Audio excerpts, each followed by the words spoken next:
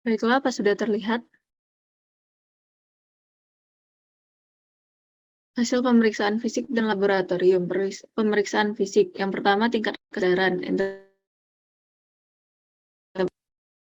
Sensorium Solmonen. Ada beberapa tingkatan kesadaran fisik. Yang pertama, kompos mentis, yaitu kondisi seorang yang sadar sepenuhnya, baik terhadap dirinya maupun terhadap lingkungannya, dan dapat menjawab pertanyaan yang ditanyakan pemeriksa dengan baik. Yang kedua, ada apatis, yaitu kondisi seseorang yang tampak segan dan acuh tak acuh terhadap lingkungannya. Yang ketiga, delirium, yaitu kondisi seseorang yang mengalami kekacauan gerakan, siklus tidur, bangun yang terganggu, dan tampak gaduh, gelisah, kacau, disorientasi, serta meronta-ronta. Yang keempat, somnolen, yaitu kondisi seseorang yang mengantuk namun masih dapat sadar bila dirangsang. Tetapi bila rangsang berhenti akan tertidur kembali.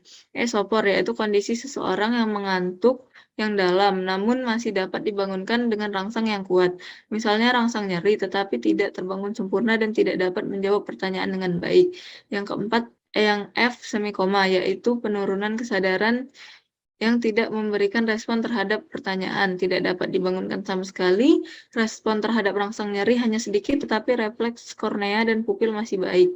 Yang terakhir, koma, yaitu penurunan kesadaran yang sangat dalam, memberikan respon terhadap pertanyaan, tidak ada gerakan, dan tidak ada respon terhadap rangsang nyeri. Selanjutnya, tekanan darah. Anak usia prasekolah 3-5 tahun. Batas normal tekanan sistolik berkisar antara 95 sampai 110 mm Hg dan tekanan diastolik berkisar antara 67 sampai 70 mm Hg.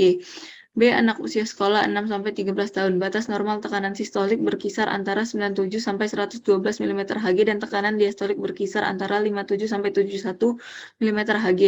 C. Pada usia 13-18 tahun. Batas normal tekanan sistoliknya berkisar antara 112 sampai 128 mm Hg dan diastolik berkisar antara 66 sampai 80 mm Hg. Variasi tekanan darah di dalam batas normal seorang remaja dapat disebabkan oleh berbagai macam faktor, misalnya tinggi badan, jenis kelamin, dan waktu pengukuran tekanan darah. Dia orang dewasa, tekanan darah normal jika angkanya berada di atas 90 per 60 mm Hg hingga 120 per 80 mm Hg. Pada ibu hamil, perubahan hormonal menyebabkan kisaran tekanan darah menjadi lebih rendah. Bahkan pada ibu hamil, tekanan darah 120 per 80 mm Hg sudah termasuk kategori harus berhati-hati akan resiko preeklamsia.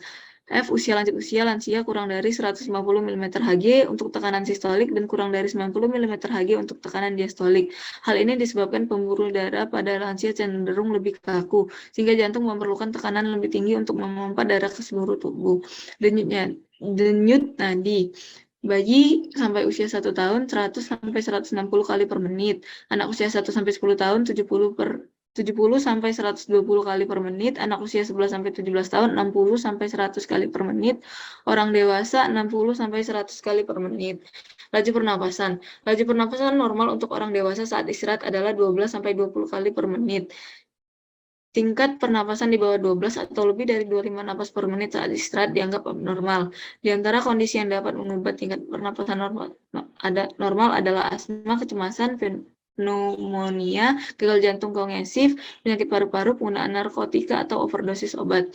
5. Suhu tubuh. Suhu tubuh rata-rata adalah 30 derajat Celcius, tetapi suhu normal untuk orang yang sehat dapat berkisar antara 36,5 derajat sampai 37,2 derajat Celcius atau sedikit lebih tinggi. Suhu tubuh diukur dengan menggunakan termometer yang dimasukkan ke dalam mulut, anus, atau diletakkan di bawah ketiak.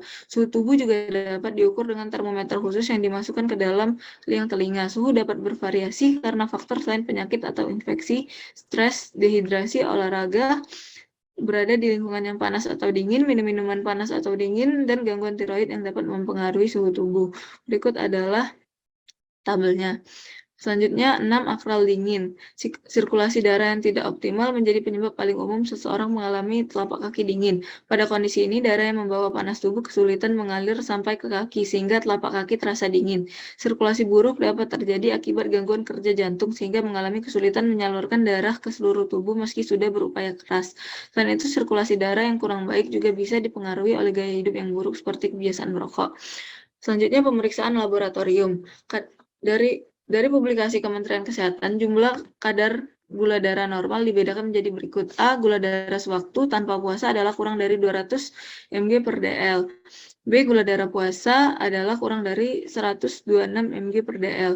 Merujuk pada Jurnal Kedokteran Diponegoro volume 7 nomor 1 Januari 2008, gula darah sewaktu adalah parameter pemeriksaan kadar gula darah yang dapat diukur setiap saat tanpa memperhatikan waktu pasien terakhir kali makan, sedangkan gula darah puasa adalah parameter pemeriksaan kadar gula darah yang diukur setelah pasien berpuasa setidaknya 8 jam. Baiklah, itu saja yang saya dapat sampaikan. Saya kembalikan ke moderator. Terima kasih. Baiklah, terima kasih Saudari Rifda. Selanjutnya, kepada teman-teman yang ingin menyampaikan LI tambahan yang lebih spesifik terkait biokimia mengenai penumpukan asam laktat tadi, dipersilahkan untuk resen.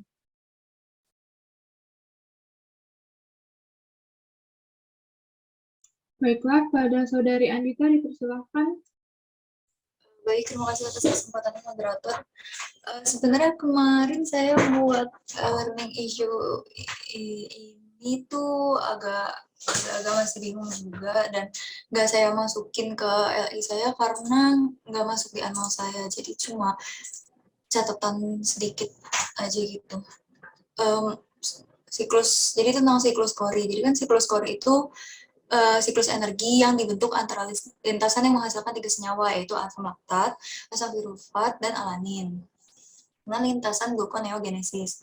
Nah, siklus Cori yang pertama ditemukan itu terjadi antara jaringan otot dan hati yang membentuk siklus.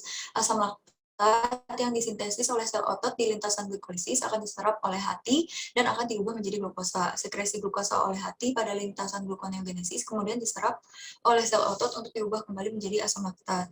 Nah, mekanismenya ini ada gambarnya, ini hati, ini otot. Jadi kan dari laktat, pirufat, terus gluconeogenesis jadi berubah jadi glukosa, dari glukosa di otot nanti diubah lagi menjadi pirufat dan laktat, kayak gitu terus.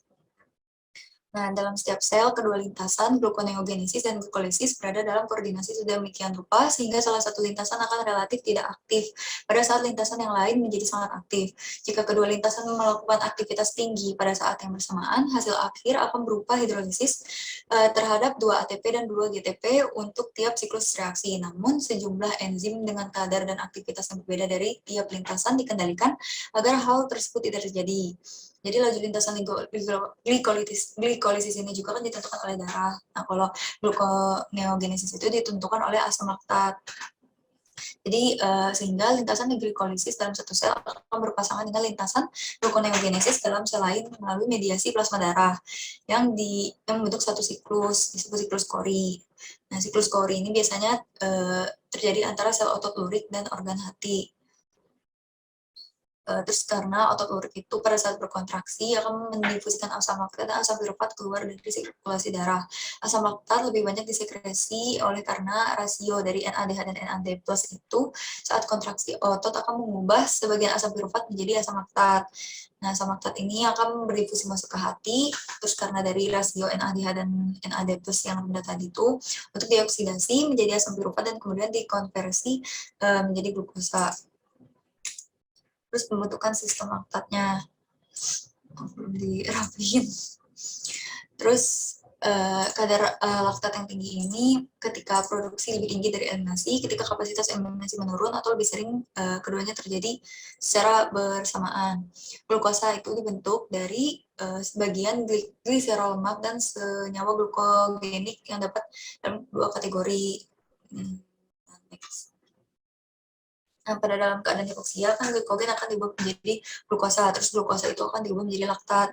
Nanti laktat akan masuk ke dalam melalui aliran darah masuk ke dalam hati, terus dalam hati laktat akan diubah menjadi glukosa, terus glukosa nanti masuk lagi ke dalam darah, terus akan dipakai pas di otot. Nanti di otot diubah lagi jadi glikogen. Dan siklus asam laktat atau Cori tadi yang kayak ada gambarnya di awal tuh. Ini sebenarnya agak panjang mungkin ya udah deh, glukogen awal putus menjadi unit-unit glukosa 1 fosfat dan masing-masing unit dibagi menjadi 2 fraksi